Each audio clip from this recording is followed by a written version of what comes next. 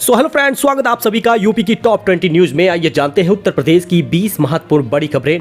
जी दोस्तों, कई सारे अपडेट हैं। राम स्तंभ 1200 किलोमीटर की यात्रा करके अयोध्या पहुंचा है, तो वहीं पर अयोध्या दीपोत्सव में एक बार फिर से इतिहास रचा जाएगा। 21 लाख दिए जलेंगे। कई सारी और जानकारी है। पीएम मोदी जातीय जनगणना को लेकर भी एक बड़ी बात कह दिए हैं। इसके साथ ही इसी महीने में आपको गैस सिलेंडर का पैसा 914 रुपए मिलेगा। डॉक्यूमेंट अपना तैयार रखें। और छात्रों के लिए बड़ी खुशखबरी है। फ्री टैबलेट स्मार्टफोन को लेकर योगी सरकार ने क्या वादे पूरे करने के लिए इस महीने से डॉक्यूमेंट मांग लिया है, इसको जानेंगे। कई शहरों में भूकंप आया हुआ है। यूपी में भी भूकंप के झटके महसूस किए गए हैं। इसके साथ ही महंगाई भत्ता को लेकर भी सरकार की तरफ से बड़ा अपडेट है। गोल्ड सिल्वर प्राइस के बारे में भी जानेंगे। तो चलिए जान लेते हैं आज का पूरा अपडेट बिना कोई वक्त गवाए। इस वीडियो को आप ध्यान से जरूर देखिएगा। चलिए शुरू करते हैं।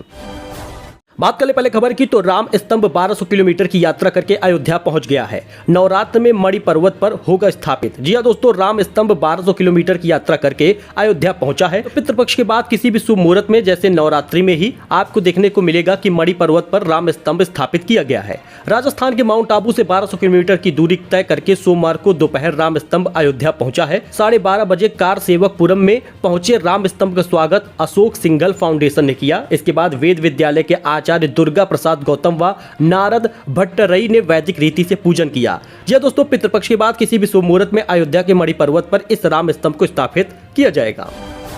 अयोध्या में इस बार दीपावली में आपको कई सारे रिकॉर्ड देखने को मिलेंगे। 1 लाख लीटर तेल से जगमगाएगा 21 लाख दिया। जी हां दोस्तों, बनेगा विश्व रिकॉर्ड।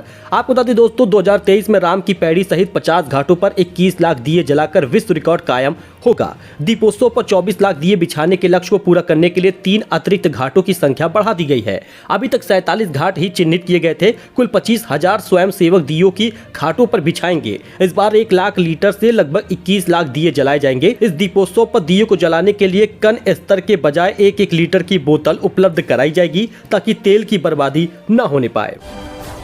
तो पीएम मोदी ने जाति जनगणना को लेकर एक बड़ी बात कह दी। उन्होंने कहा कि मेरे लिए सबसे बड़ी जाति गरीबी है। प्रधानमंत्री नरेंद्र मोदी ने छत्तीसगढ़ के जगदलपुर में बिहार में हुई जातिगत जनगणना पर निशाना साधते हुए कहा, मेरे लिए सबसे बड़ी जाति गरीब है। उन्होंने कहा, कांग्रेस और विपक्ष हिंदुओं और देश की जाति के आधार पर बांटने में लगे हैं, लेकिन मेरे लिए देश में सबसे बड़ी जाति गरीब लोग हैं और इसी को हम दूर करना चाहेंगे और गरीबों को अच्छी स्थिति में पहुंचाना चाहेंगे। नरेंद्र मोदी ने 26,000 करोड़ रुपए से अधिक की कई परियोजनाओं का लोकार्पण और शिलान्यास किया है। तो खालिस्तानी झंडा उठाने वालों को भारत सिखाएगा सबक, रद्द हो सकता है ओसीआई दर्जा। जी आपको बता दें दोस्तों, कर्नाटक के पीएम जस्टिन ट्रूडो ने ब्रिटिश कोलंबिया में 18 जून को हुई निज्जर की हत्या में भारतीय एजेंटों को संभावित संलिप्तता के आरोप लगाए थे। भारत ने 2020 में निज्जर को आतंकवादी घोषित किया था। भारत ने ट्रूडो के आरोपों को बेतुका और निहित स्वार्थों से प्रेरित बताकर खारिज कर दिया है। तो अक्टूबर के इसी महीने में आपको मिलेगा 914 रुपए खाते में। अगर आप एक उज्ज्वला गैस के धारक हैं, लाभार्थी हैं, तो आपको ये लाभ मिलने वाला है। अक्टूबर के आखिरी सप्ताह में ये आपको लाभ मिलेगा। जी दोस्तों, इंतजार खत्म हुआ है। जनता को मुफ्त गैस सिलेंडर के बजाय सीधे खाते में आएंगे 914 रुपए। योगी सरकार कर रही है अपना वादा पूरा। आपको बता दें, विधानसभा चुनाव के दौरान जनता को मुफ्त गैस सिलेंडर देने का वादा जो किया था दिवाली और होली में, वो इस दिवाली से पहले आपको मिलना शुरू हो जाएगा। योगी सरकार उज्ज्वला योजना के 2.25 करोड़ लाभार्थियों को 2 निःशुल्क एलपीजी सिलेंडर देगी, जो इस बार दिवाली में पहला तो आ जाएगा 914 रुपए, और इसके बाद जो होली आएगी मार्च में, उसमें भी आपको 914 रुपए समथिंग मिल जाएगा। चुनाव नतीजे आने के बाद सरकार ने यह वादा किया था, लेकिन वादे को पूरा नहीं की थी। लेकिन अब सूत्रों का कहना है कि इसी अक्टूबर के आखिरी सप्ताह में ये लाभ आपको मिलने लगेगा। लेकिन उन्हीं लोगों को मिलेगा जो उज्ज्वला गैस के लाभार्थी हैं, जिन्होंने उज्ज्वला गैस सिलेंडर अभी तक खरीदा है अपने पैसे का। आपको बता दें, अगर आपका उज्ज्वला गैस वाला अकाउंट एक्टिव रहेगा, ई-केवाईसी हुई रहेगी, तभी उस खाते में पैसा आएगा। वरना आप सोचेंगे कि आप उज्ज्वला लाभार्थी हैं, फिर भी आपको पैसा सरकार नहीं दी। यानी अगर आपको भी इस पैसे को चाहिए, अपने अकाउंट में ये पैसा ट्रांसफर हो जाए, इसके लिए आपको अपना अकाउंट एक्टिव रखना होगा। उसमें पहले से ही कुछ लेन देन कर लीजिएगा और इसके साथ ही साथ ई-केवाईसी आप जरूर करा लीजिए, तभी डीबीटी के माध्यम से आपके खाते में लगभग 950 या 914 रुपए तक मिलेगा। तो खंड खंड हो रहा है यूपी। जी हाँ दोस्तों, नेहरू 4 तो अंबेडकर चाहते थे 3 हिस्सों में बंट जाए उत्तर प्रदेश। आज फिर तेज हो गई है इसकी डिमांड। बीजेपी नेता और केंद्रीय मंत्री संजीव बलियान ने पश्चिमी यूपी को अलग राज्य बनाने की मांग कर दी है। उन्होंने कहा, पश्चिमी यूपी को अलग राज्य बना देना चाहिए। हालांकि बलियान पहले नहीं है जिन्होंने ऐसी मांग की है। नेहरू और अंबेडकर भी यूपी के बंटवारे की वकालत करते थे। बलियान की इस बात का कुछ समर्थन लोग कर रहे हैं तो कुछ लोग विरोध कर रहे हैं। खुद उनकी पार्टी बीजेपी में इसका विरोध होने लगा है। बीजेपी नेता संगीत सोम का कहना है कि पश्चिमी यूपी अलग राज्य बना तो मिनी पाकिस्तान बन जाएगा। ऐसे बयान देने से पहले सोच लेना चाहिए। पश्चिमी यूपी बनने का मतलब है मिनी पाकिस्तान। एक वर्ग की आबादी यहाँ बढ़ रही है, कई जगह तो 70 से 80% है। क्या आप चाहते हैं कि हिंदू माइनॉरिटी में रहे? यही एक अपडेट है कि यानी कि इसमें भी यूपी में बदलाव हो सकता है। लोग इसकी मांग कर रहे हैं, अलग राज्य और अलग जिले की मांग हो रही है।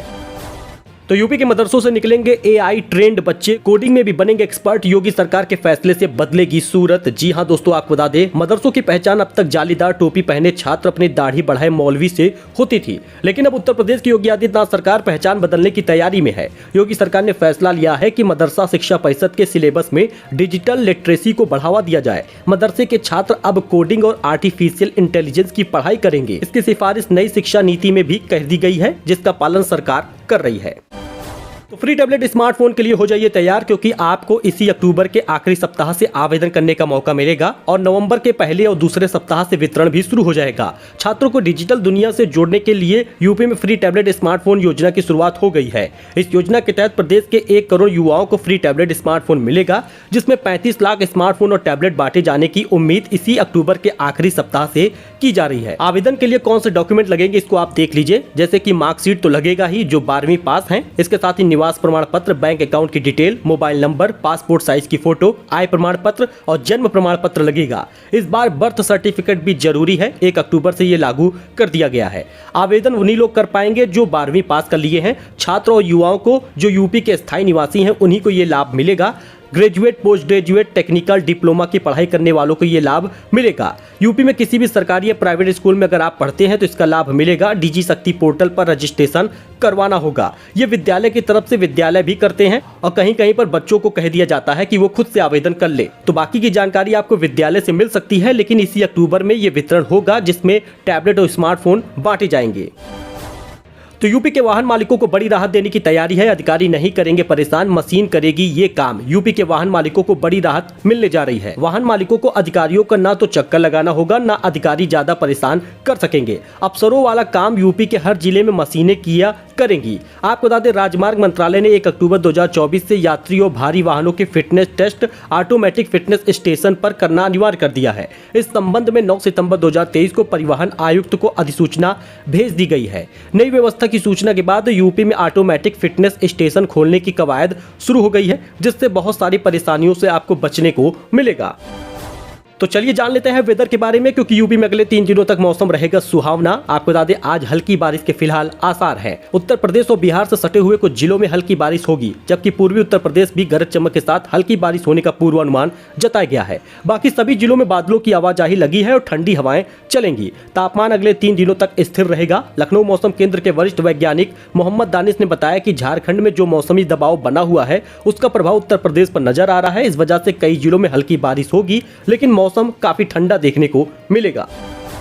तो चलिए जान लेते हैं गोल्ड सिल्वर प्राइस के बारे में, क्योंकि आपको बता दें कम हो गए हैं सोने के दाम। चांदी में इतने 1000 रुपए की रिकॉर्ड गिरावट आई है। आप भी खरीद सकते हैं। सस्ता होने का कारण पितृपक्ष बताया जा रहा है। आज सोने चांदी के दाम में उतार चढ़ाव देखने को मिला है। भारत में 22 कैरेट 10 ग्राम सोना 52,750 का आ गया है। बीते दिन ये 53,350 था। दाम कम हो गए हैं। 24 कैरेट सोने का दाम 57,530 हो गया है। इससे पहले ये लगभग 58,190 था। आप यहाँ पे लखनऊ का रेट देख सकते हैं 22 और 24 कैरेट सोने का। इसके साथ ही गाजियाबाद का और नोएडा का रेट भी आप देख सकते हैं। 1 किलो चांदी का भाव जहां पर 73,000 था, सीधे 2,000 रुपए कम हो गया है। 71,000 का रेट आ गया है। तो यूपी के सरकारी कर्मचारियों का कब बढ़ेगा महंगाई भत्ता, जानिए ताजा अपडेट। तो क्या आपको बता दें सरकार 20 अक्टूबर के बाद कभी भी महंगाई भत्ता में वृद्धि का लाभ दे सकती है। राज्य सरकार ने पदस्थ एक सूत्र में बताया कि केंद्र सरकार द्वारा जैसे ही केंद्रीय कर्मचारियों का बढ़ा हुआ महंगाई भत्ता देने का ऐलान होगा, उसके कुछ दिन बाद ही प्रदेश सरकार महंगाई भत्ते की बढ़ी राशि का एरियर के साथ भुगतान करने का आदेश जारी कर देगी। तो यूपी के इस जिले में बिजली विभाग चलाएगा विशेष अभियान। लोगों को झेलनी पड़ सकती है ये मुश्किल। आपको बता दें ऊर्जा मंत्री की पहल पर विभाग ने अक्टूबर को अनुरक्षण माह के रूप में मनाए जाने का योजना बनाई है। इस 1 माह के दौरान लाइनों को प्रभावित करने वाले पेड़ों की छटाई, ट्रांसफार्मर के आसपास साफ सफाई और टेढ़े मेढ़े खंभों, इंसुलेटर लाइन, कंडक्टर आदि बदले जाने का काम अभियान चलाकर किया जाएगा। तो जी हाँ दोस्तों, लखनऊ, बरेली सहित यूपी के कई शहरों में भूकंप के झटके महसूस किए गए। लखनऊ में मंगलवार को दोपहर करीब 2:50 पर ये झटके महसूस किए गए। इसके बाद भी आफ्टर अर्थक्वेक आता ही रहा। आपको बता दें, अनदेखी इसमें नहीं करनी चाहिए। कुछ सेकंड बाद जब लैपटॉप और कंप्यूटर लोगों के हिलने लगे, पंखे हिलते दिखे, ऐसे में लोग परेशान हुए और जल्दी जल्दी भागना शुरू किए। बता दें, भूकंप के झटके 2:45 से 2:55 के बीच महसूस हुए हैं। तो एक अपडेट था जो आपके साथ शेयर किया गया है। आई होप आपको ये पसंद आया होगा। मिलते हैं एक नई जानकारी के साथ एक नए वीडियो में। तब तक के लिए धन्यवाद।